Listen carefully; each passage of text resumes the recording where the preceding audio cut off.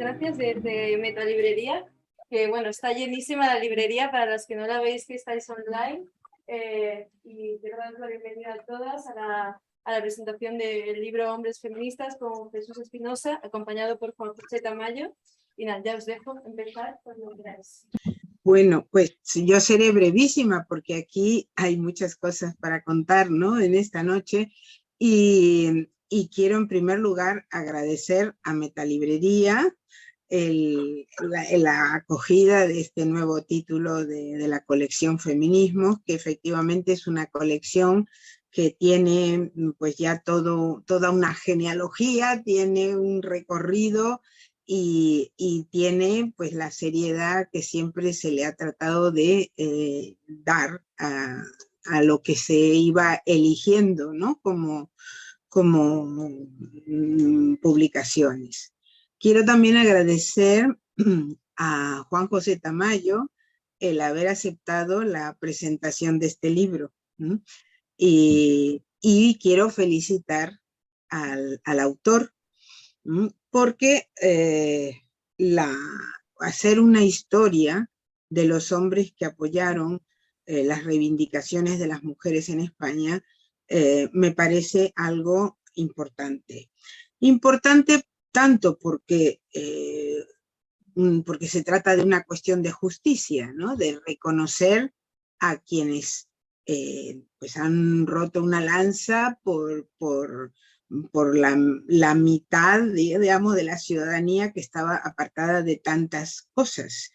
Pero también por el impacto, importante por el impacto que pueda tener este conocimiento en nuestra realidad actual.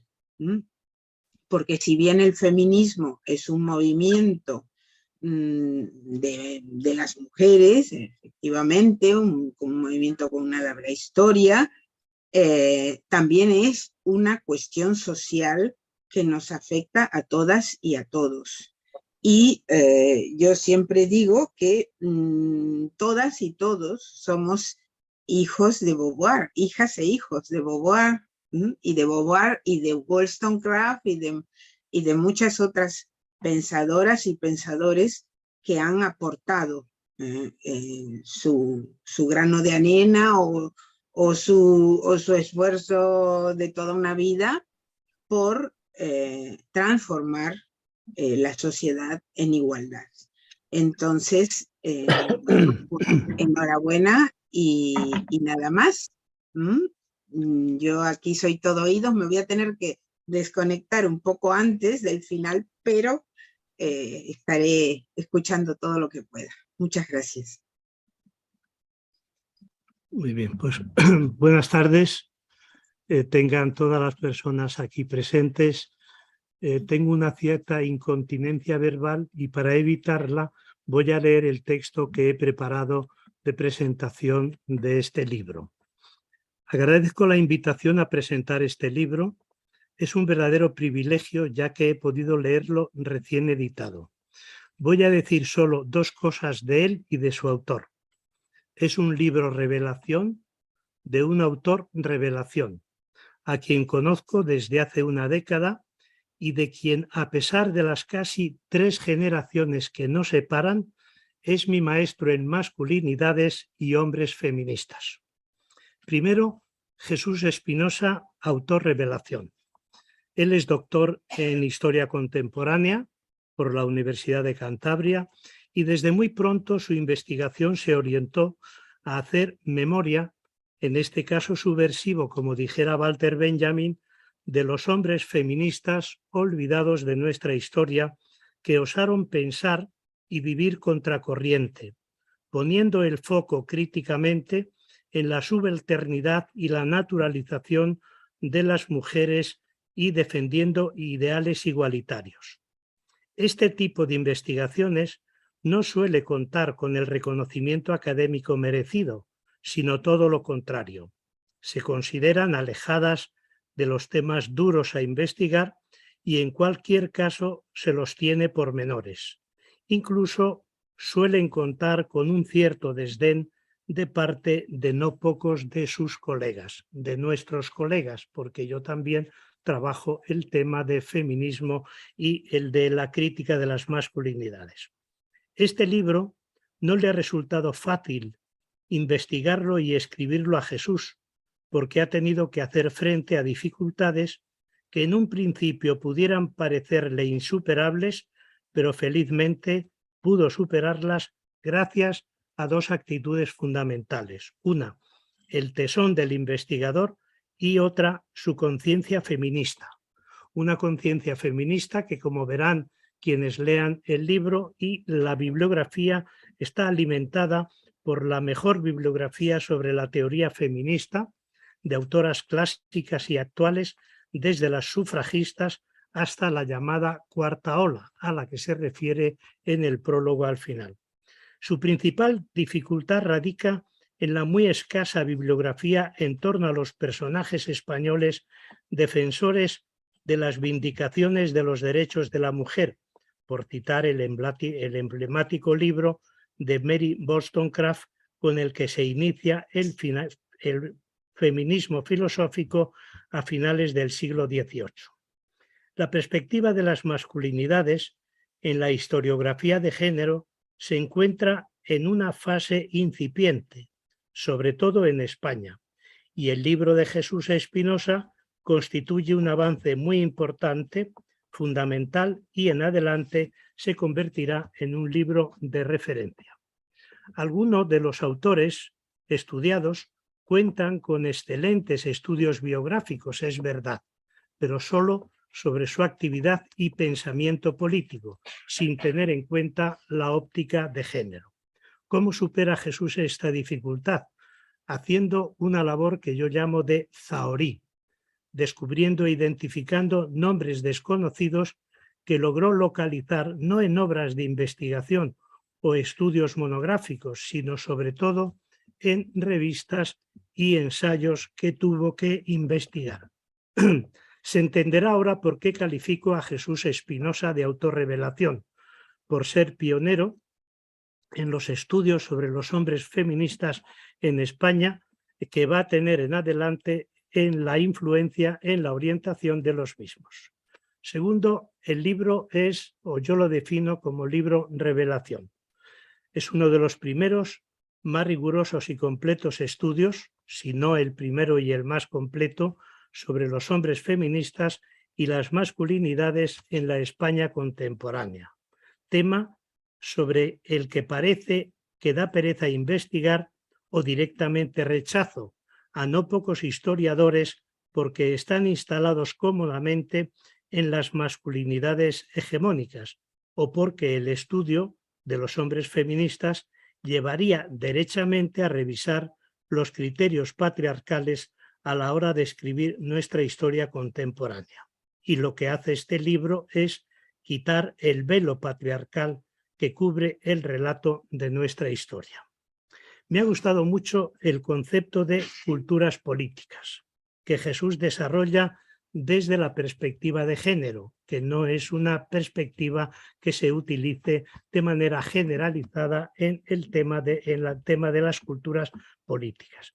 Desde él analiza, y esta es la clave fundamental que quiero recomendar y sugerir, cómo en las culturas políticas de distinto signo ideológico, como las liberales, las progresistas, las republicanas, las federalistas, las revolucionarias, tanto socialistas como anarquistas, las culturas políticas de masones y librepensadores, como en estas culturas políticas hubo hombres que desafiaron el orden patriarcal imperante en todos los ámbitos, político, social, cultural, religioso y filosófico, y sobre todo me ha interesado de manera especial un capítulo dedicado a hombres y feminismo en el catolicismo conservador español. Y tengo que decirlo fuera de guión, que es un capítulo que me ha indignado, no por lo que él dice, sino por la historia de este catolicismo conservador español, que está en dirección totalmente contraria a los orígenes del cristianismo, al cristianismo primitivo convocado y desarrollado por el propio Jesús de Nazaret. Yo he hecho el viaje por los hombres igualitarios en estas culturas de la mano de Jesús Espinosa. He aprendido, he disfrutado y, como acabo de indicar, me he indignado con la actitud antifeminista del catolicismo conservador y tradicionalista, que todavía, tengo que decirlo también, levantando la vista del papel, sigue vigente en nuestro país de una manera especial. Y sobre todo cuando estamos asistiendo a ese fenómeno o a esa nueva religión tan desarrollada aquí en España que se llama el Cristo neofascismo, que es la alianza entre la extrema derecha política y los movimientos cristianos integristas, en el caso del catolicismo, o fundamentalistas en el caso de los evangélicos. Os invito a hacer este mismo viaje leyendo este magnífico libro que rompe el hasta ahora oxímoron del título, Hombres feministas, y creyendo que el feminismo es cosa de mujeres, para las mujeres, y un movimiento en el que solo tienen que participar las mujeres, ¿no? Y creo que el libro lo que demuestra es que la causa del feminismo requiere la colaboración de todas y todos. Así que, Jesús, enhorabuena, tienes la palabra. Muchas gracias. Bueno, lo primero que tengo que decir es que estoy realmente abrumado y agradecido. Primero por tu presentación, Juanjo, porque tenía algo más o menos preparado, pero se nota que has hecho un análisis del libro bastante concienzudo y acertado, y me has dado las claves para desarrollar yo a partir de ahora mi presentación. Espero ser también lo más breve posible y no aburrir al personal. Estoy también abrumado y agradecido también por la asistencia, por todas y por todos vosotros que os habéis acercado aquí, y espero que, bueno, quienes podáis leer el libro, pues podáis extraer algunas de las cuestiones que yo intento trasladar y que inviten a la reflexión, ¿no? No solo desde el punto de vista historiográfico, porque adelanto que es un libro pues con un componente historiográfico fuerte, es decir, pero por otra parte no quise solo quedarme en eso, ¿no? Es decir, que podríamos entrar en el terreno de lo que los historiadores hablamos de los usos de la historia, ¿no? Y ahí hay dos patas. El historiador tiene un deber, por un lado, que es el adentrarse en los hechos históricos y en los procesos históricos, eliminando el subjetivismo lo máximo posible, lógicamente, porque somos hijos de nuestro tiempo y toda historia es historia contemporánea, ¿no? Como decía Benedetto Croce, ¿no? Y, por lo tanto, soy hijo de mi tiempo y este libro es también producto de eso, pero sobre todo es producto de toda esa genealogía, ¿no? Antes has hecho alusión a ello, de mujeres que han conformado el movimiento feminista. Ahí Alicia Puleo pues, lo ha subrayado de forma, bueno, pues es una obviedad, ¿no? Han sido las mujeres las que han hecho las aportaciones más importantes, de mayor peso, ¿no?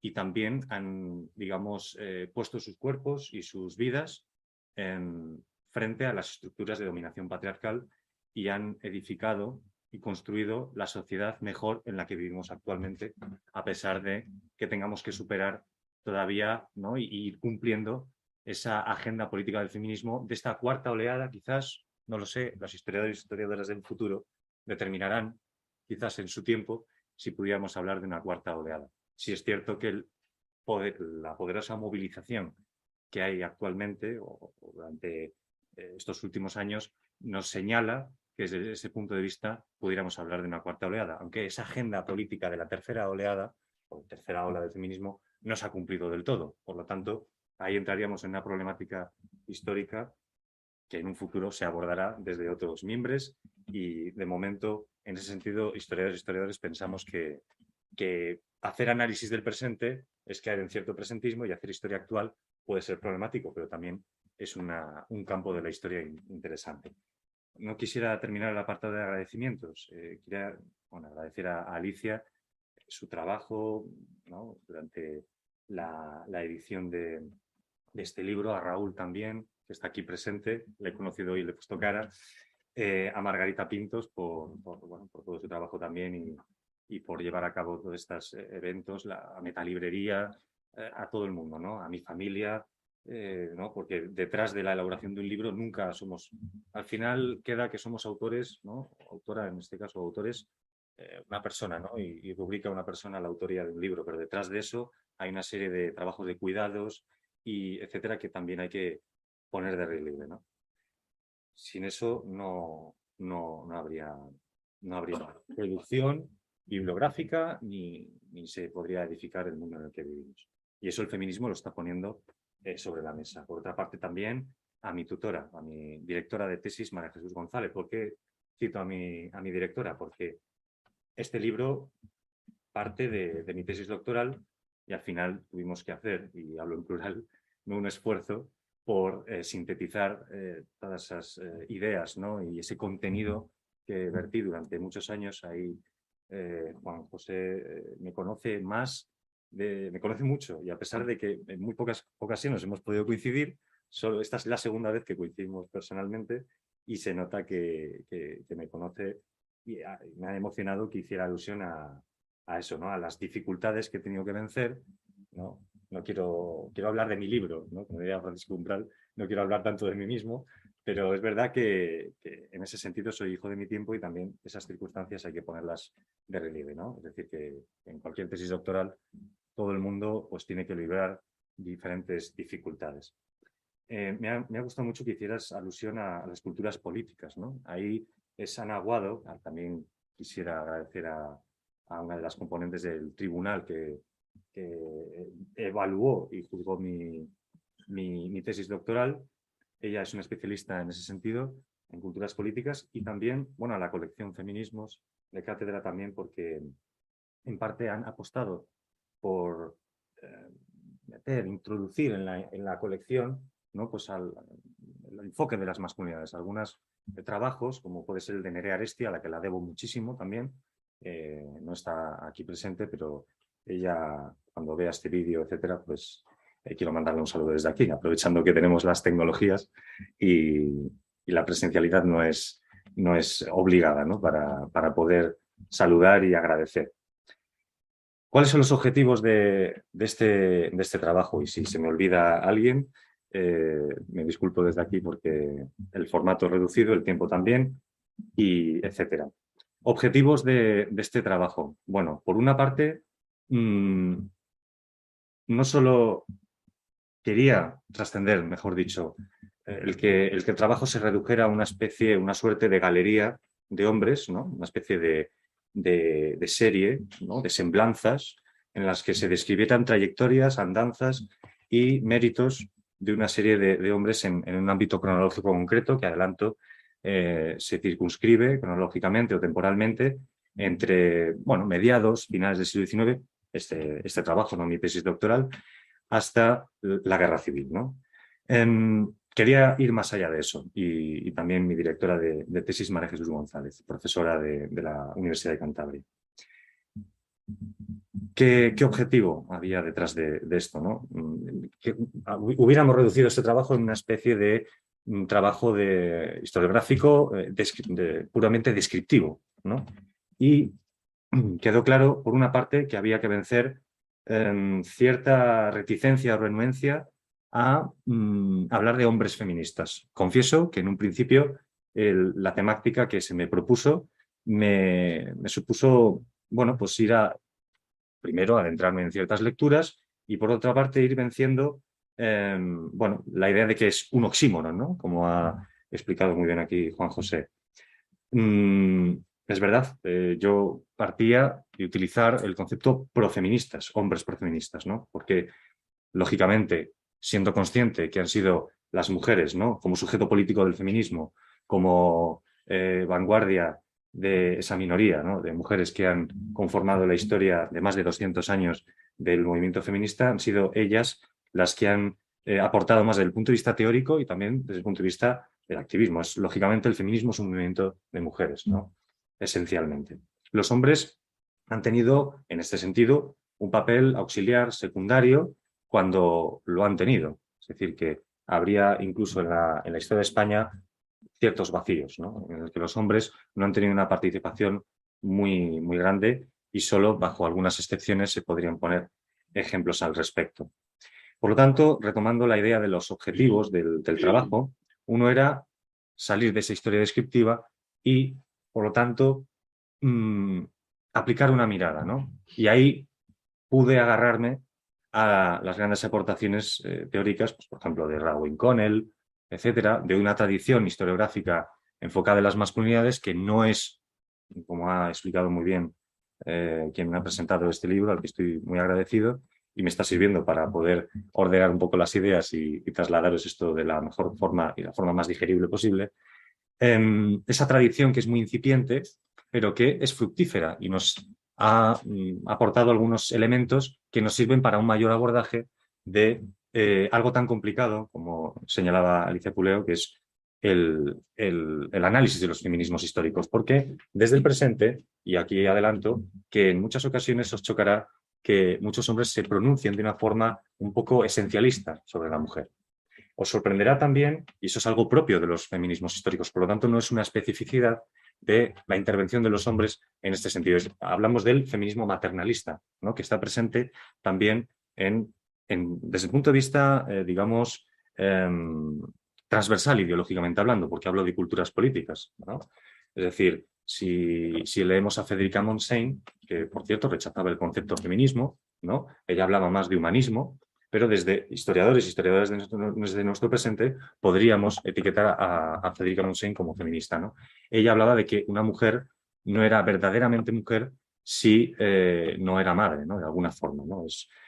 Por lo tanto, cuando nos acerquemos a la historia, ¿no? Y a parámetros culturales, sociales, que están muy alejados de nuestro presente, no debemos de tener una mirada, digamos, no debemos de juzgar el pasado, sino analizarlo para extraer, ¿no? Lecciones para nuestro presente y nuestro futuro, ¿no? Por lo tanto, uno de los primeros elementos, los hombres que intervinieron de alguna forma apoyando, auxiliando, y ahora explicar este concepto de auxilio, protección, de cierta concepción paternalista, ¿no? Que es propia de la masculinidad tradicional. En este sentido, para entenderlo mejor, quisiera explicar que lo que he intentado poner de relieve es que los hombres, en su intervención, en su afán por apoyar la causa de las mujeres, ¿no? Aplicaron, bueno, ciertos elementos discursivos y cierta praxis, ¿no? Ciertas acciones que parten de cómo se construye la masculinidad, ¿no? Entonces, ahí nos encontramos distintos elementos que complejizan el escenario a la hora de analizar textos históricos. En este caso, más si hablamos de hombres feministas o incluso en el título no se reflejarían otras variantes, ¿no? Es decir, hombres que discursivamente y desde la propia retórica, ¿no? Revolucionaria o no, exhortaban a la emancipación de la mujer, pero desde una posición en la cual no se explicitaba o se concretaba un programa, ¿no? Vindicativo, ¿no? La vindicación es el eje fundamental para entender el feminismo, ¿no?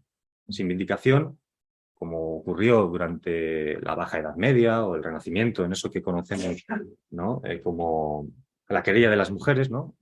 Perdonad estos vaivenes cronológicos, pero es para que lo entendamos, no podríamos hablar de feminismo, ¿no?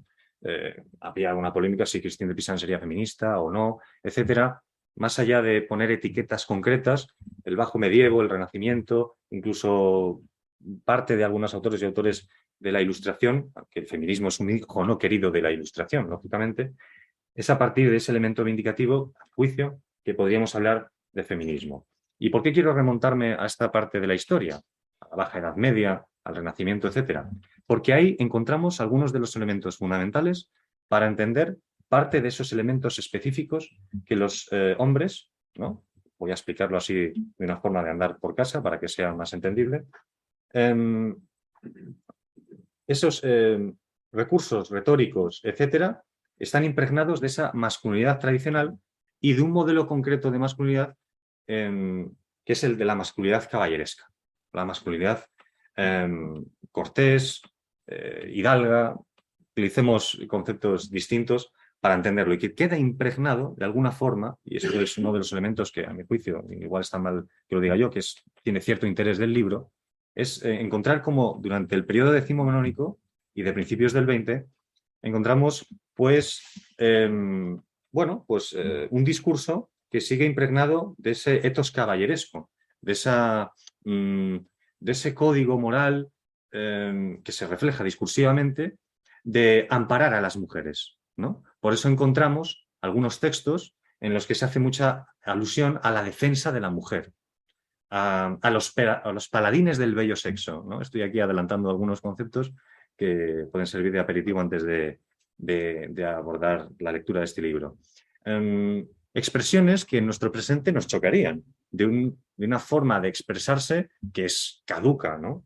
Y que de alguna forma remite a una masculinidad ya, bueno, superada desde el punto de vista de la retórica o de los modales o de lo más puramente superficial.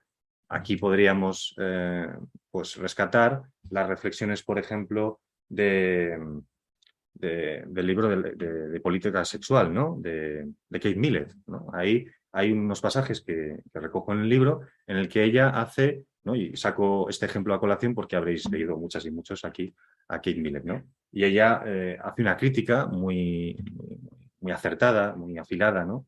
Muy aguda con respecto al ropaje paternalista y los peligros que tiene para no poder identificar bien el patriarcado, ¿no?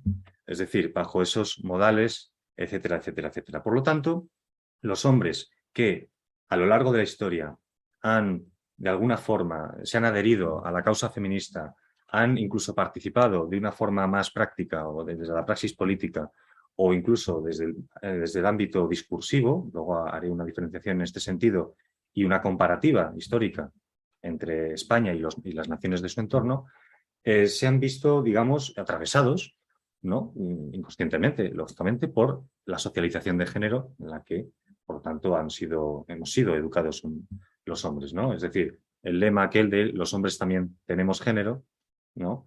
Sería una forma de explicar así, fácil de entender, lo que significa eso, ¿no? Tenerlo en cuenta a la hora de analizar a estas figuras masculinas desde el punto de vista histórico, ¿no?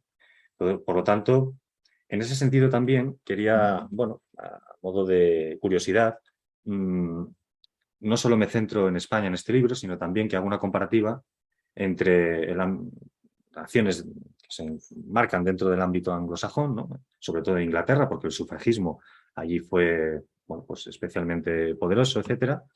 Y en esos países sí hubo un feminismo organizado dentro de la cronología a la que trabajo en este libro, ¿no? Es decir, que hubo hombres en Inglaterra, en Australia, en Estados Unidos, incluso en Francia, luego hablaríamos de ese caso también, que se integraron, participaron, se organizaron y crearon ligas, asociaciones de hombres en favor del sufragio femenino, ¿no? Así denominadas, ¿no? La Men's Social and Political Union, la Men's League for Women's Suffrage, etc. Yo me he inspirado en algunos trabajos, unos pocos, que existen sobre esta realidad, ¿no? De hombres sufragistas en estos países, sobre todo en Inglaterra. Y ahí también, ahí realmente encontré una satisfacción a la hora de investigar, porque el proceso de investigación histórica da muchas insatisfacciones y muchas amarguras, porque a veces no encajan las hipótesis que uno tiene de partida, y eso hay que tenerlo en cuenta, ¿de acuerdo? El historiador siempre está, historiadora, en esa problemática, pero es algo consustancial al trabajo científico, ¿no? En parte también. Y encontré que esos patrones de la masculinidad caballeresca también se replicaban en esas realidades. Claro, como hijo de mi tiempo, insisto, por una parte me emocionaba en ese proceso, ¿no? Pero también me enojaba, ¿no? Si no tenemos la distancia suficiente con respecto al objeto de estudio, pues también puedes enojarte porque ves los elementos y luego ya cuando uno va madurando dentro de lo que es el ejercicio de la investigación, de la investigación histórica, va tomando esa distancia y deja lo emocional aparcado, ¿no? Y encuentra satisfacción al encontrar esas contradicciones que son propias de aquel tiempo, ¿no? De aquellos hombres, etcétera, algunos más comprometidos y otros más enfrascados en la retórica y en algunos elementos que luego seguiré hablando, ¿no? Como la invocación a la emancipación de la mujer desde un punto de vista instrumental y proselitista, ¿no? Que eso también está sobre todo en los movimientos obreristas, etcétera, revolucionarios, anarquistas, socialistas, etcétera, etcétera, etcétera, ¿no? Pero el encontrar esos elementos de continuidad y de permanencia, es decir, los elementos innovadores desde el punto de vista discursivo, etcétera, y también los elementos, digamos, más esencialistas, diferenciadores, etcétera, ese feminismo más maternalista, etcétera, que también está impregnado en los discursos de aquellos hombres, nos aboca a quienes no solo investigamos, sino a quienes leemos, a autoras y autoras del pasado, a encontrarnos en un diálogo constante en el que tenemos que estar en un espíritu de comprensión que parece interminable, ¿no?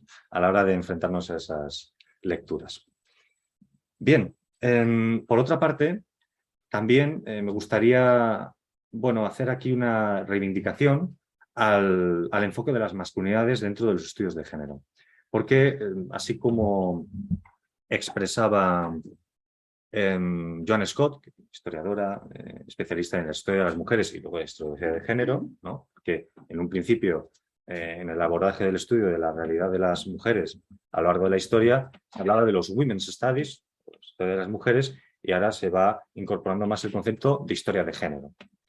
Joan Scott es en parte un referente clave para entender ese tránsito.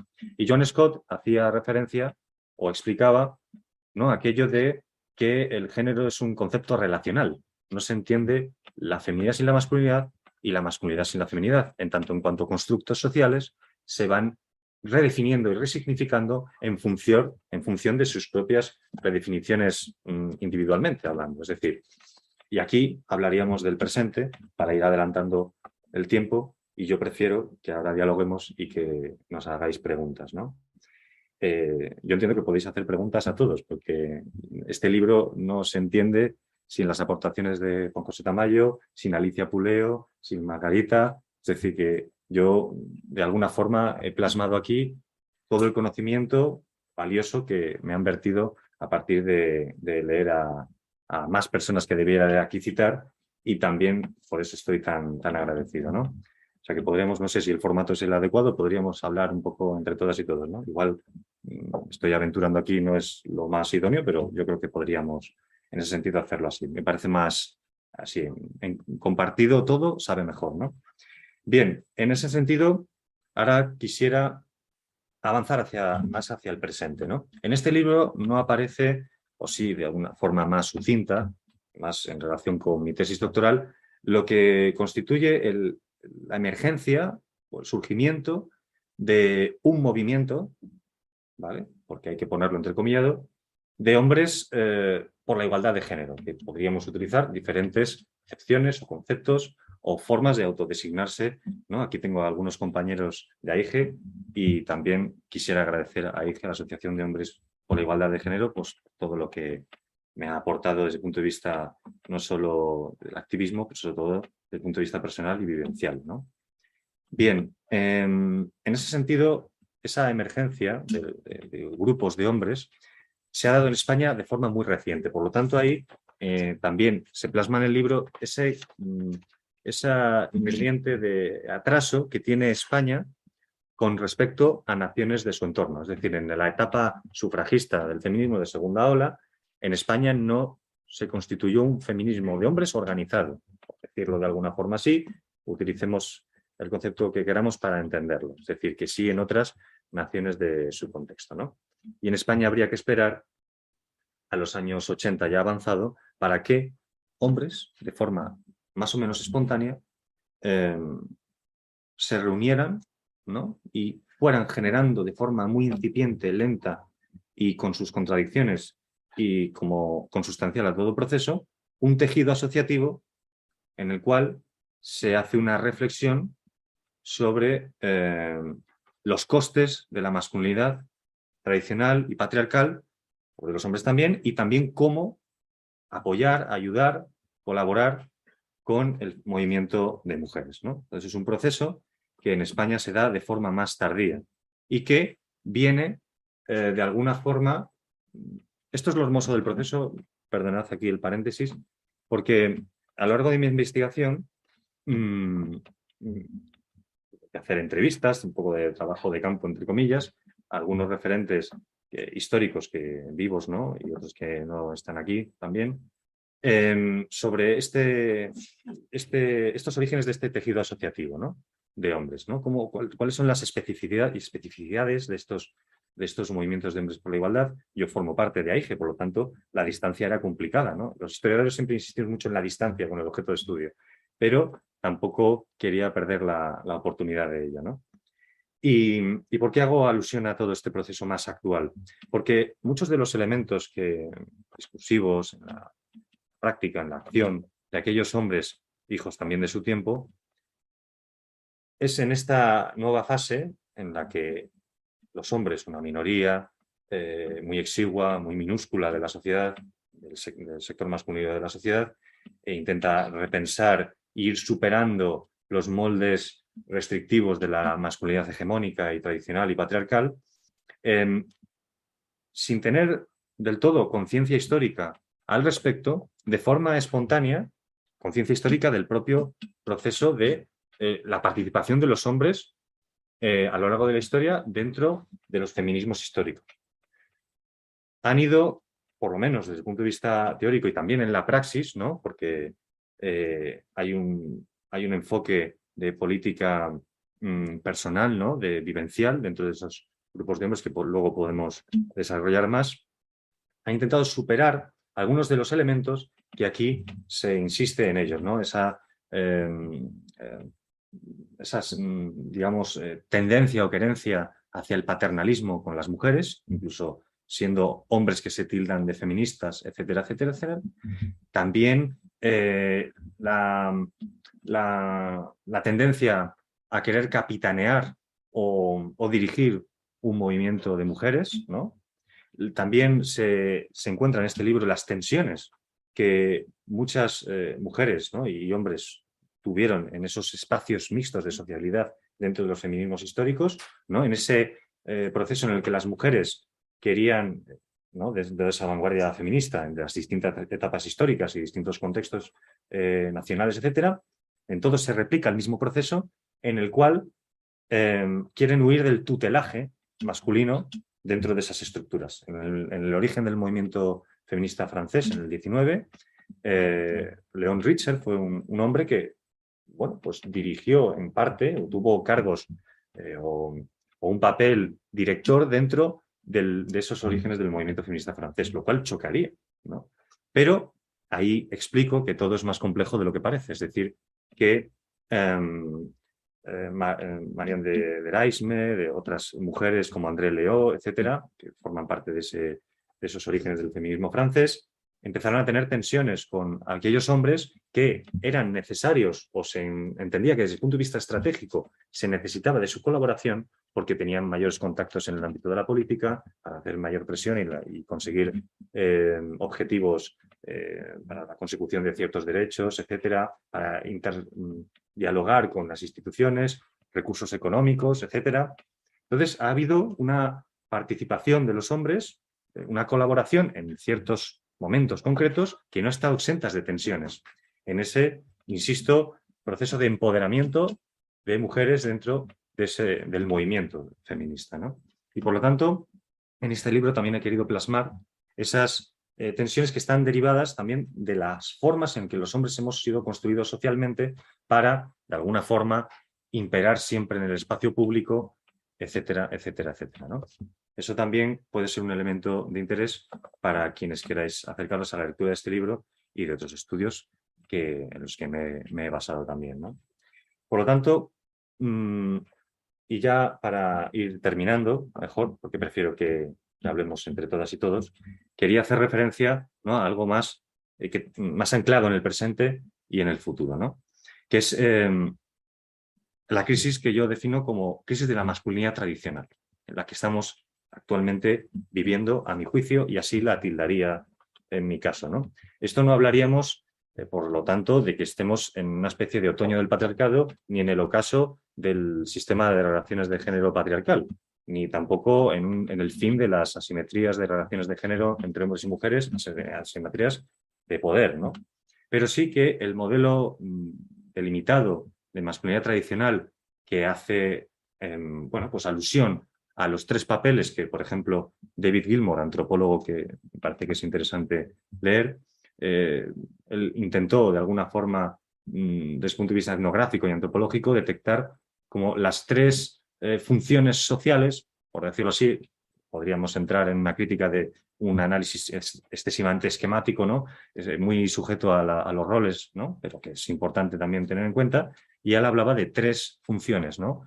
Función protectora, por otra parte, ¿no? la protección, perdonad que lo escriba. Por otra parte, también la de proveedores y la de procreadores, ¿no? Es decir, que es algo que intenta él analizar desde el punto de vista de una masculinidad universal, ¿no? Aunque es difícil, dado que la diversidad etnográfica, etcétera, y ahí entraríamos en los feminismos descoloniales, etcétera, los análisis que intentan ir más allá de la visión eurocéntrica, etcétera. Haríamos ahí, bueno, habría salvedades, etcétera, pero él como que identifica que hay una masculinidad patriarcal que se rige por esos 3 elementos, ¿no? Y si hacemos un análisis más de tipo sociológico, de sociología de género, encontraremos que hay reflexiones en torno a, se suele hablar de crisis de la masculinidad, lo cual hago yo una crítica al respecto porque yo creo que la masculinidad no está en crisis, sino un modelo de masculinidad determinado, ¿no? Si hacemos una mirada retrospectiva de tipo histórico, veremos que la masculinidad está sujeta a los cambios y transformaciones. No es una realidad digamos, estable, sino que está sujeta a esa resignificación inevitable, ¿no? Producto de los procesos y cambios y transformaciones históricas. Y en este caso hablaríamos de esa crisis de la masculinidad tradicional, a mi juicio, que explica la emergencia de esos movimientos, entre comillas, o asociaciones, agrupaciones de hombres por la igualdad de género. Porque la desubicación de los varones en las sociedades actuales tiene que ver con el, felizmente, avance de las mujeres, de ese proceso de empoderamiento, de ese mayor proceso de asunción de cierta independencia económica que era inexistente o no en el grado que se da actualmente en realidades históricas precedentes. Por lo tanto, estamos en un proceso, a mi juicio, historiador, yo lo evalúo así, aunque pueda estar equivocado, de inédito en ese sentido. Por lo tanto, de ahí la naturaleza que se distingue de la participación de los hombres en distintos contextos históricos del pasado con respecto a los fines, objetivos y encaje de los grupos de hombres por la igualdad de género en las sociedades formalmente igualitarias en las que vivimos actualmente. Y recalco lo de formalmente igualitarias. Así que, bueno, creo que he abierto igual en exceso muchas líneas, etcétera, pero reitero mi agradecimiento a Metalibrería, a todas y a todos vosotros, y luego podemos entrar en algunos ejemplos si así lo queréis. Siento la intervención un poco abstracta que os he trasladado, pero luego podemos aterrizar en ciertos ejemplos históricos más concretos.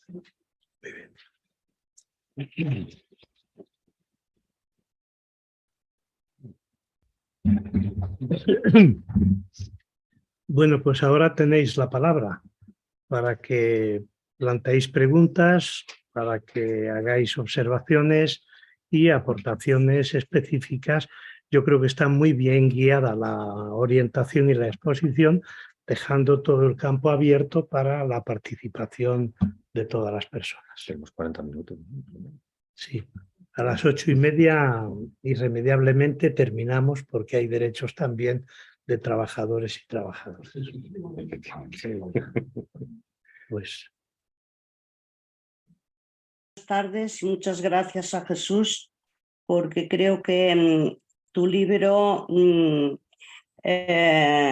pone sobre la mesa un trabajo muy necesario.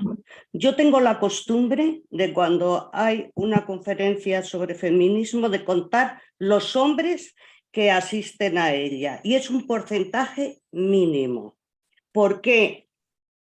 pregunto yo. ¿Es que no interesa el problema que reivindicamos las mujeres en torno a la igualdad? ¿O es que piensan que somos sus enemigas? ¿O es que creen que la sociedad está perfectamente construida sobre el patriarcado, como dices tú, el clásico y el actual, porque es el mismo, yo no veo gran cambio? Tengo que confesar que mis dos primeros maestros feministas fueron dos hombres, en honor a que hay hombres diferentes, ¿no? Uno de ellos está aquí, que es Juanjo Tamayo, y otro, un compañero de trabajo que gracias a que él era feminista, su mujer pudo escribir libros, dedicarse a la política y en el momento actual es subdelegada del gobierno en la ciudad en la que vivo. Por lo tanto, el tema yo digo masculinismo, no sé si es un palabra, porque los hombres están muy a gusto en su papel en la historia. Y como que ellos no tienen nada que revisar, no tienen nada que estudiar. Eso, lo del feminismo ya se encargan las mujeres y lo nuestro estamos muy bien. Entonces, yo veo desinterés, analfabetismo total en cantidad de hombres sobre lo que es el feminismo y no digamos ya lo que es el masculinismo. Entonces, me parece inquietante esta ausencia y este desinterés de gran parte de los hombres de la sociedad actual, en lo que las mujeres vamos muy por delante ya en nuestras reivindicaciones, pero ellos creen que son cosas de mujeres. Bueno, pues allá. ¿Qué opinas tú de eso, Jesús? Muchas gracias, Ana. Pues que, bueno, voy respondiendo, sí. Bueno, voy a leer un texto, bueno, volvemos a Simone de Beauvoir porque los clásicos siempre nos interpelan y los clásicos se definen porque siempre están de actualidad y nunca, de alguna forma, pasan de moda, pero no de moda, porque es una forma superficial de verlo, ¿no? Sino que siempre nos podemos acoger a esos clásicos y aplicarlos en nuestro presente, ¿no? Como decía nuestra compañera, vais desagradando por sexos en cualquier evento y, bueno, puede haber igual un ligero cambio en ese sentido. A veces, yo no soy bueno en matemáticas, pero empiezo a contar muchas veces y me doy cuenta de que hay algo más hombres que van, ¿no?, integrándose en este tipo de eventos, pero realmente, si se agrega por sexos, hay muchísimas más mujeres. Simone de Beauvoir decía en el segundo sexo, yo creo que es en el segundo volumen, titulado así La experiencia vivida, que me parece, bueno, es magistral toda la obra, pero a mí me encanta leer ese, ¿no?, lo de la experiencia vivida, porque los hombres no tenemos experiencia de opresión en ese sentido.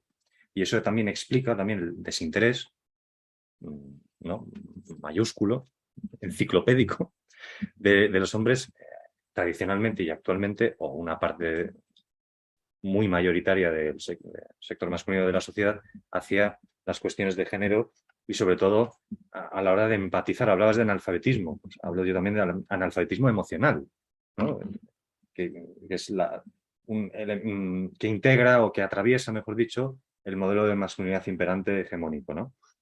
Si nos desgarráramos de ese y superásemos esas barreras emocionales también y quisiéramos de forma consciente, voluntaria y sobre todo decidida a identificar nuestros privilegios y prerrogativas, pues empatizaríamos más con la otra mitad de la humanidad, ¿no?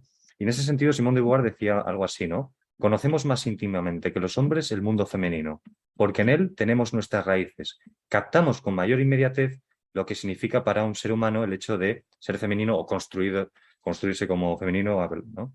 Y nos preocupamos más por saberlo, y podríamos añadir, por intentar transformar esa realidad, ¿no? Es decir, que ahí Simone de Beauvoir hace referencia a eso, ¿no? A que la experiencia vivida y el factor de socialización de género que es crucial para que los hombres pues, no hayan tomado ese interés necesario a la hora de transformar lo existente, ¿no?, en este sentido, el sistema de dominación patriarcal. Bueno, gracias por tu intervención y bueno, has tocado otros otras cuestiones en las que estoy pues, bastante de acuerdo, sí, por supuesto. Sí, por favor. Gracias. Gracias por tu trabajo. Me interesaría preguntarte, estará en el libro, me imagino, sobre si podemos encontrar en la apertura de memoria histórica algún antecedente inmediato al movimiento de los hombres por la igualdad. Nace espontáneamente de 20 años, 30 años, podemos poner fechas de este tipo, pero ¿cuánto consideramos del periodo de la República, del periodo de la guerra, o antes? ¿Podemos recuperar algo de ese tipo de reflexión? ¿Cuál? Quiero que en el libro, la oportunidad de que lo digas. Sí. O sea, no tanto solo la crítica de estructuras de carácter patriarcal, sino sobre todo movimientos claramente a favor del reconocimiento de Perdona, ¿puedes la pregunta que han hecho? Porque no sé si está bien el micrófono y aquí no se oye en Zoom. Ah, de acuerdo. Igual me acerco más, ¿no? No, ¿Puede tú ser? sí, es el que habla. Ah, la pregunta. Sí, perdón. Sí. Sí. Ah, claro, reproducir lo que me ha preguntado. Sí, me preguntaba el compañero de AIGE, que agradezco mucho que haya venido, si se puede, si en el libro aparece, encontrar algún antecedente histórico, y remitiéndonos al periodo de la República, de la Segunda República Española, de una experiencia de hombres organizándose desde el punto de vista de la igualdad, ¿no? Entre hombres y mujeres, etcétera. Claro, más allá de la crítica, ¿no? Más allá de lo teórico, ¿no? y de ponerlo negro sobre blanco y ir más a la praxis, ¿no? En ese sentido, en la Segunda República, ni anteriormente, en España, como decía antes, hay experiencias en ese sentido. Los hombres no se organizaron en ningún caso y tampoco lo hicieron para la reivindicación de derechos formales o la reivindicación o la consecución de derechos políticos, ni para el desmontaje de las discriminaciones jurídicas que padecían. Eso sí ocurrió en Inglaterra, etcétera, pero para llevarlo al terreno vivencial de... Sí. Ah, vale.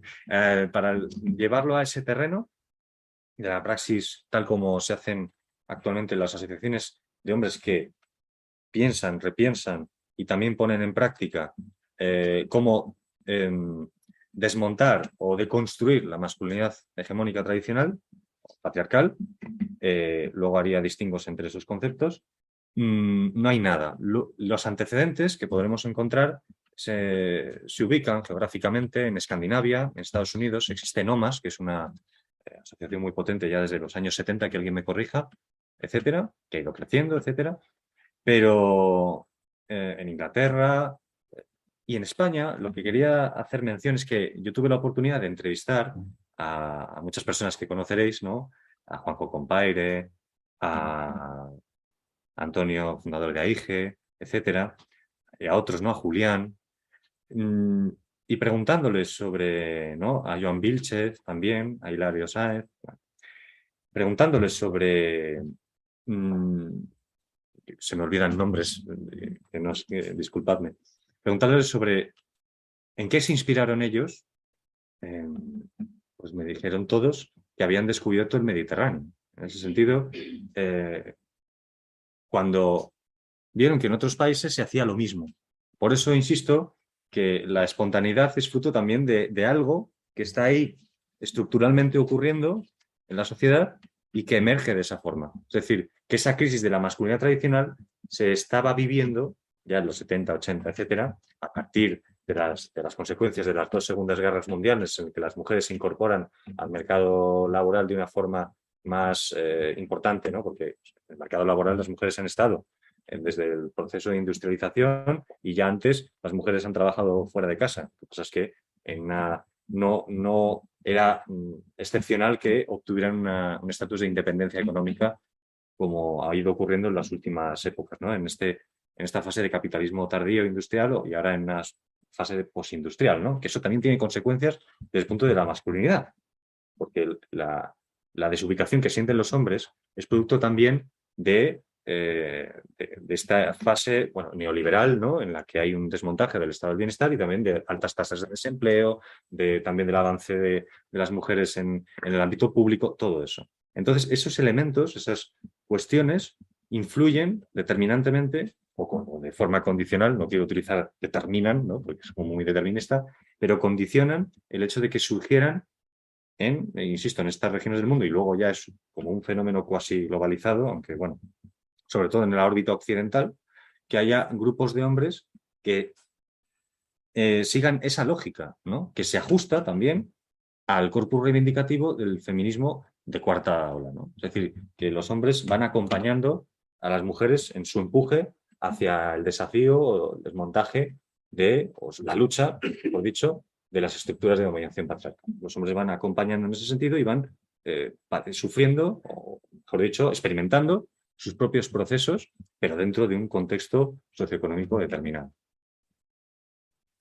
Hay bastantes palabras, así que si os parece vamos a concentrar. Tienes la palabra, por favor. Gracias por tu libro y por el esfuerzo que has hecho. Quería traerte al presente, porque tu libro y tu crisis han llegado hasta el momento, pero como experto me gustaría saber tu opinión sobre este gobierno actual que se autodefine como feminista, si ves que la posición de Pedro Sánchez es auténticamente feminista o es postureo, y otro tanto en el caso de Podemos, su líder Pablo Iglesias, que ha visto salir de su partido precisamente muchas feministas que estaban absolutamente indignadas por ese comportamiento muy centrado en sí mismo y un poco dispuesto a apoyar mujeres más allá de su círculo más íntimo. Ana Marcela, por favor. Gracias. Bueno, me ha gustado mucho tu exposición porque me recuerda también un poco en la línea de la compañera que mi vida también ha estado de cerca de hombres muy valiosos y que no en vano mi padre me puso el nombre que me puso recordando Marcela, la del Quijote, y todo lo que hay detrás de esto. También que fue el que me puso y me presentó a Simone de Beauvoir y a Virginia Woolf, y que en mi paso también migratorio me encontré personas, me he encontrado como Juan José, que ha sido un apoyo fundamental también en mi vida académica aquí en España. Me ha gustado mucho también porque me dejas pensando sobre la perspectiva histórica y el recorrido de no solamente de los feminismos, sino también de las masculinidades, en un recorrido y desde un punto de vista de un planteamiento de comprender esto en un tiempo histórico, ¿no? Porque hay un tiempo histórico y también nos hace ver cómo los feminismos cambian y varían también y se amplían, ¿no?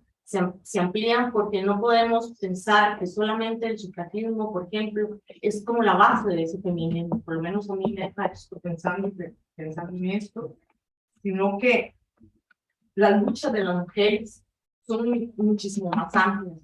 Y recordabas a Federica Montseny que decía que ya no era feminista, pero que tenía prácticas feministas.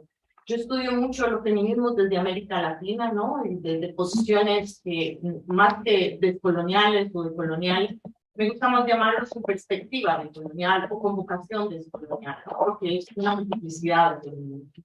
Y en eso es recordar que, por ejemplo, hay mujeres indígenas, entre ellas las mapuches, que no se reconocen como feministas, pero están poniendo su vida y su cuerpo todos los días en contra de esta rapiña de vida, contra la vida, ¿no? Que es de un sistema capitalista, racista, neoliberal, en un contexto de colonialidad que nos está arrasando.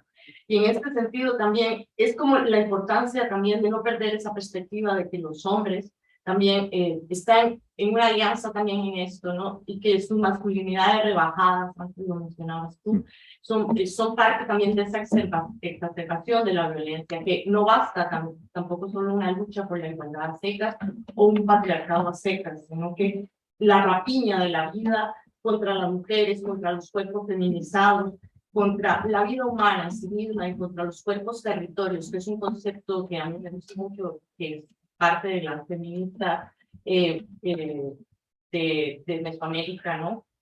Comunitaria.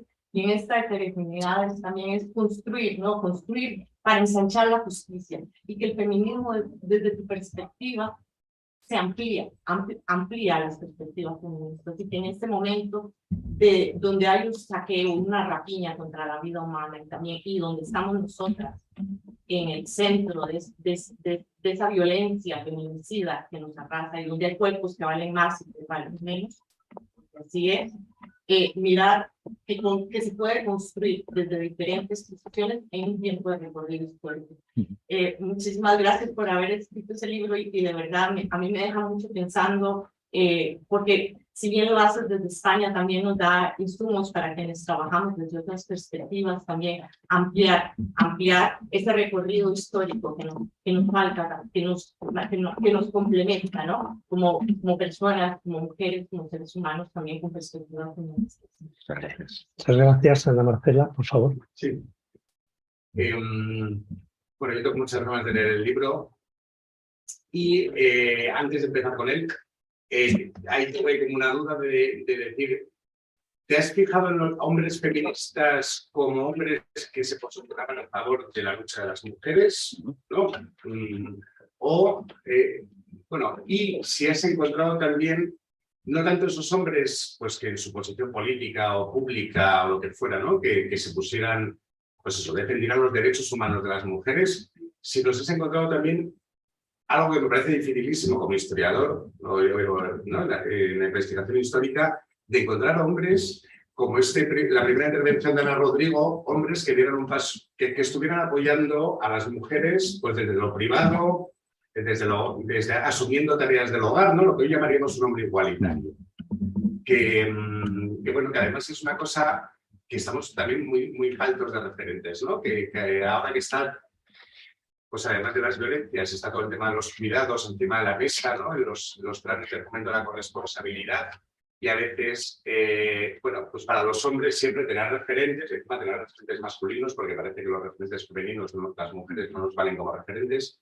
Pero, bueno, a veces, a mí en el trabajo, a veces me ha pedido esta búsqueda de estos hombres referentes de los cuidados y dices, a ver, si es que no hay referentes ni siquiera casi de mujeres cuidadoras, ¿no? Porque los cuidados se visibilizan. Pues eso, me pregunto si has encontrado menciones de hombres que se dedicaran a esos cuidados o tuvieran ese papel, pues bueno, que se pusieran igual en una posición subalterna respecto a las mujeres de su entorno. Y luego ya sobre una cosa más metodológica, ¿cómo lo has encontrado? ¿Te has puesto a buscar todas las revistas entre la Primera y la Segunda República a ver qué encontrabas por ahí? Porque eso me parece una cosa encomiable y muy arrogante. Trabajo de Zahorí, como yo decía. Sí, que lo has definido muy bien. Vale. No, sí, bueno, muchísimas gracias por vuestras preguntas porque son una oportunidad también para repensar yo cosas, ¿no? Lógicamente, aunque sea ¿no? Aquella expresión de voy atándome los cordones mientras voy corriendo, ¿no? Es decir, que no me da tiempo a sacar todas las reflexiones, creo que sean interesantes. Por un lado, no me obsesionaría yo con las etiquetas. Y eso también fue un problema a la hora de abordar el objeto de estudio y también nos ocurre en el presente. El feminismo ahora mismo es como la gran fuerza motriz transformadora de la sociedad. Así lo identifican, y ahí voy a tu pregunta, movimientos, partidos políticos, etcétera, que encuentran al feminismo como una forma no solo de ganar posiciones electorales, o no, también como conscientes de que ciertas agendas políticas pueden impulsarse así. Es decir, que no lo juzgaría desde el punto de vista negativo del todo ni positivo del todo. Es decir, que el feminismo va a encontrarse con quienes utilizan la nomenclatura feminismo, o el vocablo, mejor dicho, feminismo, y todas las contradicciones emergerán. porque es consustancial a cualquier proceso histórico y los individuos, del sexo que sean, pues actuarán en función de sus vivencias personales y de su forma de entender el mundo, etcétera. Y diréis, bueno, y vamos a entrar al grano. Pedro Sánchez, tal, Pablo Iglesias. No conviene intentar tildar a alguien con una etiqueta o no, porque la realidad es tan enormemente compleja que eso nos llevaría a, no sé, a un análisis hasta psicológico de cada personaje y personalidad. Entonces, pero sí es verdad que hay comportamientos que se pueden valorar desde nuestro presente como poco edificantes. Y lógicas, pero más que eso, edificantes, las formas de hacer política y discursivamente, y también en las formas, digamos, de las militancias, de los espacios públicos, los partidos políticos, siguen insertas en ciertas formas masculinistas, antes de Ana, creo que era Ana Rodrigo, ¿no? Sí, que hacía mención a eso, al masculinismo, ¿no?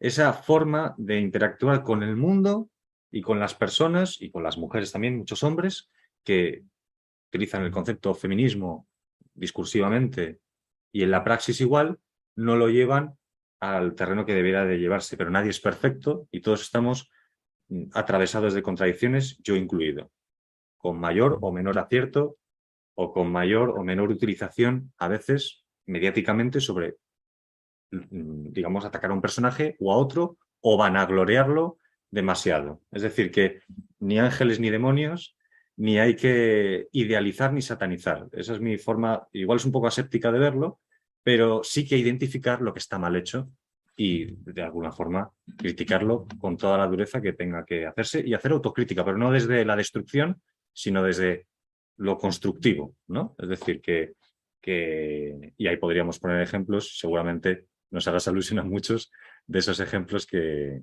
se han trascendido mediáticamente sobre determinadas personas. Lo importante es analizar nuestro presente y sacar conclusiones al respecto y qué se puede mejorar, etc. Por lo tanto, hay que haber una revisión de las formas en las que los hombres interactúan con el mundo y la lógica masculina que todavía está inserta en el sistema económico vigente, ¿no? Aquí apelaría un poco a lo que comentaba ella, ¿no? La rapiña ha utilizado ese concepto. Bueno, el sistema capitalista, sistema económico, tiene, digamos, en su fervor de crecimiento económico constante, bueno, no está teniendo en cuenta también, lógicamente, por su propia lógica, pues que claro, los recursos, no tenemos un planeta B, etcétera, los recursos son limitados y por lo tanto el capitalismo tendrá que o refundarse o resignificarse o igual deberá de ser transformado hacia otro modelo productivo. Yo soy historiador, no me pronuncio sobre el futuro, pero tengo mi diagnóstico al presente y es verdad que también, claro, esa perspectiva descolonial es muy fructífera y nos puede ayudar también a salir de cierto eurocentrismo al respecto, ¿no? Y eso también es muy positivo, pero tampoco caer en idealizaciones sobre, ¿no? En dicotomías muy polarizadas sobre Occidente es lo peor del mundo y en el resto del mundo se está construyendo algo maravilloso.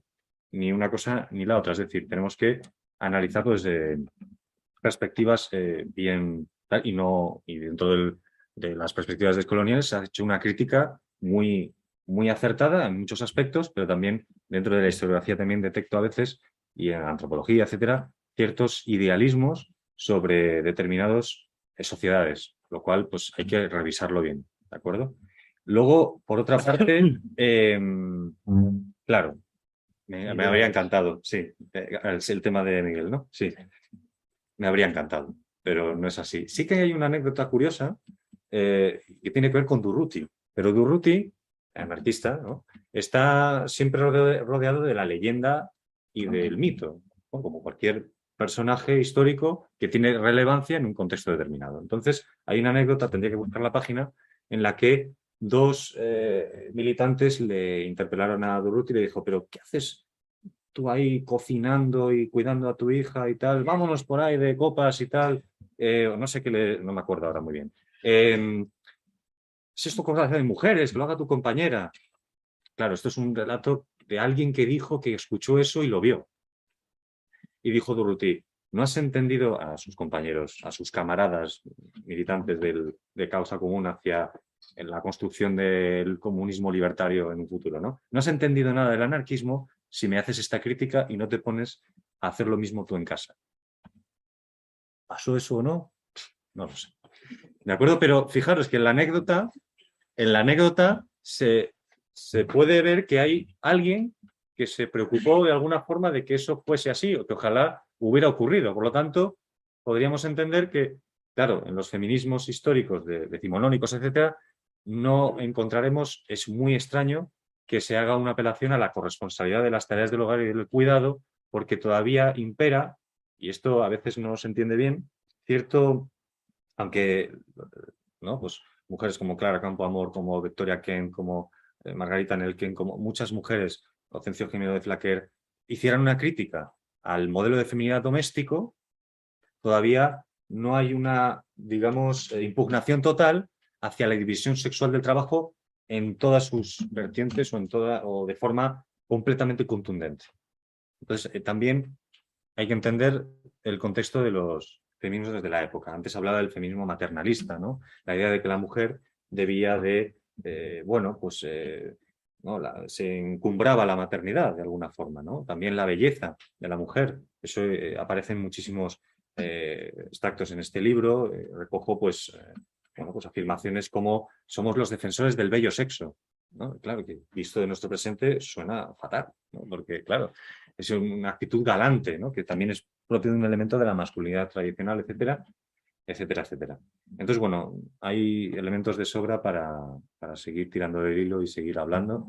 Y el trabajo, bueno, no me voy a hacer la víctima con respecto a cómo la metodología como historiador. Todos los historiadores y historiadoras pues tienen que hacer trabajo de archivo y en mi caso es que no me encontré muy huérfano mejor dicho, todavía muy pocas referencias al respecto porque tuve que buscar muchísimas fuentes, ir a la Biblioteca Nacional, al Ateneo de Madrid, a muchos sitios y me quedó mucho por trabajar, ¿no? También en ese sentido. Por lo tanto, soy consciente de las lagunas del trabajo, aunque esto, dicho así, no contribuye a vender más libros, ¿no? Sí. Pero hay que reconocerlo también. ¿Algunas otras intervenciones, por favor? Sí. Sí, sí. Sí, hay otra, pero bueno. Sí. Entonces, por favor. Sí. Hola, quería preguntar, bueno, es que yo siempre me he sorprendido por qué la historia de la filosofía es tan machista. O sea, es el ámbito, yo creo, más machista que la cocina y la distribución social de los trabajos, ¿no? Pero la historia de la filosofía es, bueno, absolutamente machista. De verdad. Y sobre todo, cuando hay un libro que debes leerlo, yo recuerdo de la joven mirar en la comunidad social, y iba más allá de lo establecido, me encontraba las frases de una misoginia. Yo todavía tengo, bueno, con Eran de Rotterdam, con su metrópoli, o sea, está sembrada de misoginia, no sea machismo, la historia de la filosofía. Yo tengo una anécdota de esto que tú dices en el caso de Kant. Kant, qué maravilla cuando dice que es la ilustración, la salida del ser humano del estado de infancia en el que se encuentra conscientemente. ¿Cuál es el lema de la ilustración? Atrévete a pensar. Bueno, pareciera que eso es algo universal, pero en un libro titulado Observaciones sobre lo bello y lo sublime dice, para que una mujer pueda ser filósofa tiene que tener barba. Claro.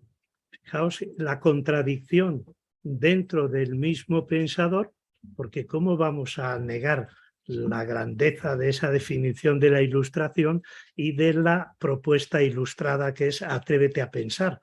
Pero a la hora de universalizar, y mira que él desde el punto de vista político es un cosmopolita, pero claro, en el ámbito de género ciertamente el sentido machista es impresionante, pero lo mismo que se dice de Kant se puede decir de Hegel, ¿no? Dice, las mujeres se dedican solo a lo privado y a lo particular, por tanto no pueden ser filósofas. Los hombres nos dedicamos a la concepción universalista.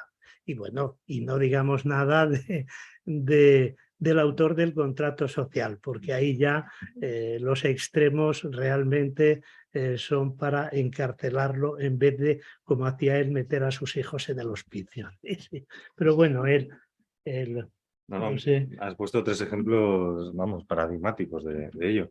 Tenemos ahí la esperanza de Poulain de Labat, por ejemplo, que se considera como uno de los primeros filósofos antipatriarcales, bueno, porque escribió unas obras en las que hace alusión a la igualdad y en ese sentido parte de la tradición cartesiana. Y ahí recomiendo la lectura también de sus obras. ¿Y por qué la filosofía es tan patriarcal en comparación con otras disciplinas del pensamiento, etcétera, etcétera? Eso yo creo que lo podría responder muchísimo mejor Alicia Puleo y bueno, y Ana de Miguel, que no está aquí, y etcétera, ¿no? Pero sí, yo, por ejemplo, en este libro me encontré con un filósofo masón, ¿no? Que, bueno, aquí no encuentro ahora la página porque tenía preparadas algunas reflexiones al respecto o algunas referencias. No, sí, mira, Eduardo Ovejero Mauri, ¿no? Que es... pues claro, me congratula sí, que lo conozcáis, ¿no? Pero tiene un libro que es Nuestras costumbres, ¿no? En el que hace un análisis que no entra mucho en harina desde el punto de vista de concretar sobre una concreción mayor con respecto a las reivindicaciones, ¿no? A cogerlas y a ponerlas sobre la mesa, ¿no? En favor de los derechos de las mujeres. Pero sí que hace un análisis muy... por eso el libro se llama así, Nuestras costumbres, ¿no? Hace una observación de los comportamientos sociales y hace unas radiografías sobre esas costumbres y con respecto a las relaciones de género, pues describe cómo las mujeres en aquel contexto, cuando se acercaba a un hombre, debía demostrar pues, cierta sumisión en la gestualidad, etcétera. Tiene unas descripciones súper detalladas que a mí me emocionaban cuando lo leía, ¿no? Y además hace una crítica a la cortesía, ¿no? No sé si da tiempo que lo lea, pero yo creo que está muy bien. A ver si lo tengo aquí. Lo he perdido por la emoción, pero sí, qué pena. Un momento. Sí, crítica a la cortesía de Ovejero Mauri, ¿no? Dice así, rápidamente, respetemos los derechos laborales de los trabajadores rápidamente. Las tributamos fingida consideración. Nos quitamos el sombrero humildemente ante ellas. Nos ponemos a sus pies. Les cedemos el asiento. En el templo les cedemos la parte anterior de la iglesia. Y al salir nos adelantamos para darles agua bendita. En las reuniones y espectáculos les dejamos el lugar preferente. Y nosotros ocupamos el más molesto. En fin, nos creemos obligados a hacer con ellas, todas estas monadas que constituyen la galantería, y no parece sino que tratamos de engañarlas cortésmente y ocultarles con halagos que somos sus tiranos. Mientras les arrebatamos la libertad, les prodigamos todos esos gestos, exclamaciones y piruetas propias de payasos. Ellas, como las mujeres de los trucos, no conocen su propio envilecimiento y están contentas. Nosotros, al verlas risueñas, queremos hacerlas felices, ¿no? Es decir, que hace unos análisis que son súper agudos y que, a diferencia de otros autores que aquí pues aparecen en el libro, hace una crítica frontal a ese donjuanismo, por ejemplo, o a esos modales corteses deferentes y caballerescos que, ¿no? Contra una anécdota, ¿no? Petit Lawrence, que era abogado de algunas sufragistas, ¿no? Porque fueron condenadas a la cárcel, etcétera, pero hubo un juicio. Él era abogado y, bueno, era un hombre adinerado y sufragó la causa sufragista y además participó de una forma u otra, ¿no? Y en el Día de la Defensa, bueno, fue muy aplaudida un gesto que tuvo muy gentil, ¿no? A ojos de aquellas mujeres que eran lideresas del movimiento sufragista, etcétera, que había un consenso social, más o menos, sobre ciertas formas de interacción entre hombres y mujeres. Y él sacó un pañuelo muy gentilmente, limpió la bancada donde iban a sentarse para asistir a su propio juicio y eso fue ampliamente aplaudido. Otras mujeres como Christabel Pankhurst, ¿no? Hija de Evelyn Pankhurst, criticaba que los hombres de alguna forma estuvieran ejerciendo ese tipo de paternalismo, por un lado, y también, ¿no? Y llegó a dar un puño en la mesa, ¿no? Afirmando de este es un movimiento de mujeres. Entonces, fijaros lo interesante que es ver esas tensiones con respecto a ese empoderamiento de las mujeres dentro de esa conciencia de opresión que iban ejerciendo y de esas praxis políticas que estaban llevando a cabo, y cómo se va redefiniendo la feminidad, y cómo los hombres que quieren, algunos, participar de forma con convicción y compromiso, otros hablábamos de oportunismos, hablábamos de carácter instrumental, político, ideológico, etcétera, otras cuestiones que aparecen también en el libro, tienen actitudes propias de su propia socialización, en la que de forma, bueno, pues algunas mujeres lo identificaban, quiero ir un poco rápido, algunas mujeres lo identificaban como un modelo de masculinidad bienhechor, caballeresco, gentil, virtuoso. Incluso ellos se redefinían, o mejor dicho, revalidaban su propia masculinidad a partir de esos comportamientos, ¿no? Entonces, esta es una de las cuestiones que más me costó al encontrarme con los textos, intentar darle un enfoque analítico y darle una explicación que sirviese para ir más allá de esa galería de hombres, ¿no? Ver cuáles son las especificidades de los hombres dentro, en su participación humilde, digamos, minúscula en términos cuantitativos con respecto a las mujeres en la historia del feminismo, ¿no? 2 palabras nada más, que son las pedidas, y por favor, si son reflexiones, no tiene que contestar, y en cualquier caso, pues él puede cerrar. Sí. Creo que gracias por el libro, es muy importante para los trabajos trabajas el concepto de patriarcalización castellano nacido con Paredes en Bolivia, estudios neocoloniales, coloniales, feministas, etc. Pregunto. Luego trabajas también el concepto de construcción masculina, que hay que maneja. Y por otro lado, si has llegado a trabajar o a tocar desde todo tiempo, imagino, en observación de masculinidades del País Vasco, y también el Instituto de Masculinidades, aunque está fuera de España, pero es muy importante para el ibérico, el Instituto de Masculinidades de Acción Social de Argentina, que está incluido en los movimientos de acá. Y por otro lado, me preocupó mucho por el título. El título no me gustó.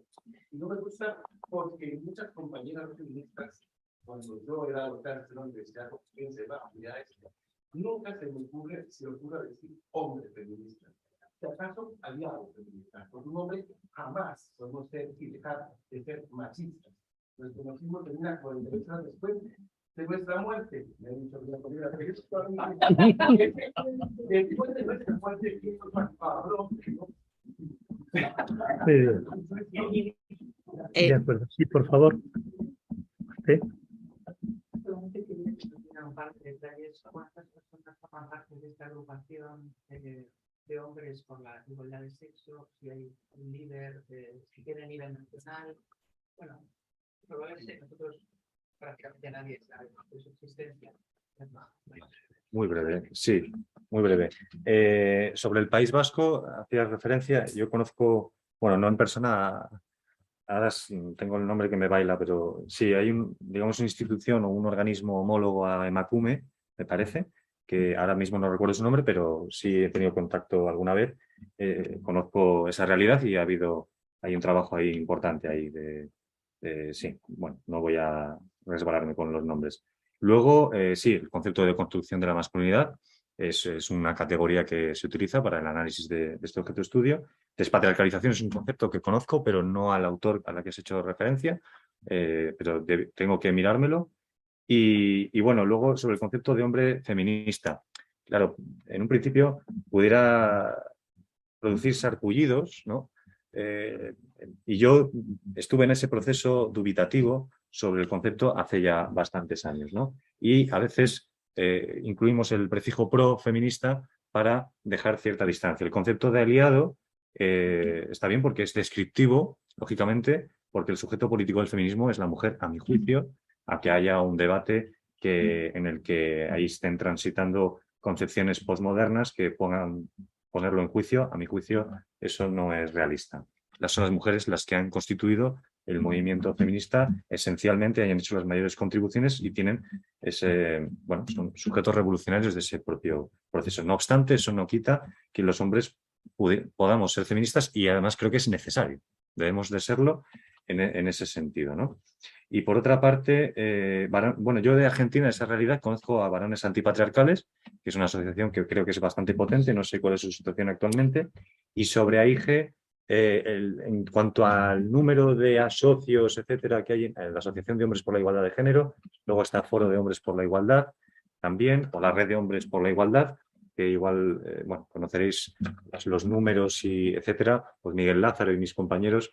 En cuanto a la cantidad de personas asociadas, pues no lo sé, no estoy muy seguro, pero deberíamos de ser más. Pero no solo ser socios, eso es lo de menos. Si al final que es que se difunda el mensaje de que con la igualdad ganamos todas y todos también, y que hay que repensar las formas en las que los hombres interactúan en el mundo y también comprometerse no solo por una cuestión de ganancias, ¿no? Porque no consiste en eso, sino en una cuestión de justicia con respecto a la otra mitad de la humanidad y también en parte, pues lógicamente, si queremos pensar en una sociedad más democrática y por lo tanto más paritaria e igualitaria, debemos de tener en cuenta al feminismo como movimiento ahora mismo más transformador, ¿no? Dice Nancy Fraser que hemos pasado, ¿no? de las luchas por la producción, ¿no? Es decir, el ámbito de la producción, el movimiento obrero, etcétera, en impugnación al modelo socioeconómico vigente o en su reforma o lo que sea,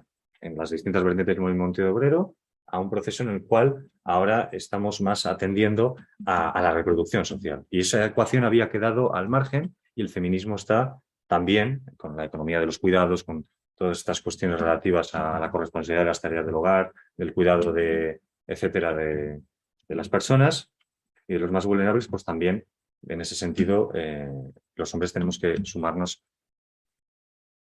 Me da igual el adjetivo que pongamos, ¿no? Hombre feminista o no, al final hay un corpus reivindicativo, una agenda y en ese sentido desde distintas posiciones pues debemos, entiendo, a mi juicio, humildemente, que sumarnos comprometidamente y decididamente. Muchas gracias desde Zoom a todos los que habéis participado, a los ponentes, a Alicia que se ha tenido que ir y muchas gracias por estar este rato con nosotros. Gracias a